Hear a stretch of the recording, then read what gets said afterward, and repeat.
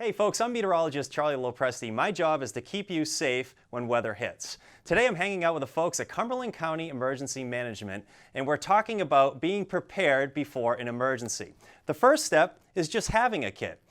An emergency or disaster kit is a cache of basic items you would need to survive for a few days. Depending on the situation, you may rely on these items whether you shelter in place or evacuate your home. In your kit, it's important to have copies of essential documents. Examples, your passport, social security card, and birth certificate. And medications. Don't forget about the pets as well. Water is important. The recommendation is 1 gallon per person per day.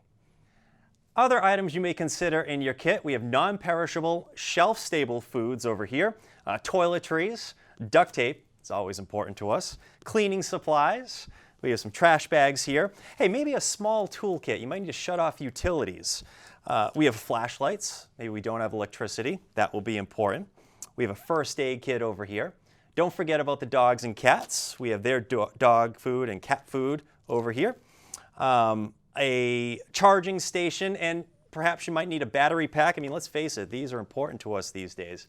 A blanket to stay warm. And how are you going to stay informed? NOAA Weather Radio is always a great option. And let's remember, everything in your kit is based on your needs. Now that we have a kit, next step. Don't forget to replace items that may have expired. Update the contents based on your family's evolving needs, and make sure you know where your kit is, just in case you need to get up and go. And you might want to consider having perhaps a second kit located in your vehicle. Please don't forget to like and subscribe. Follow Cumberland County Emergency Management for more information on how you and your family can prepare for the worst. Thanks for watching.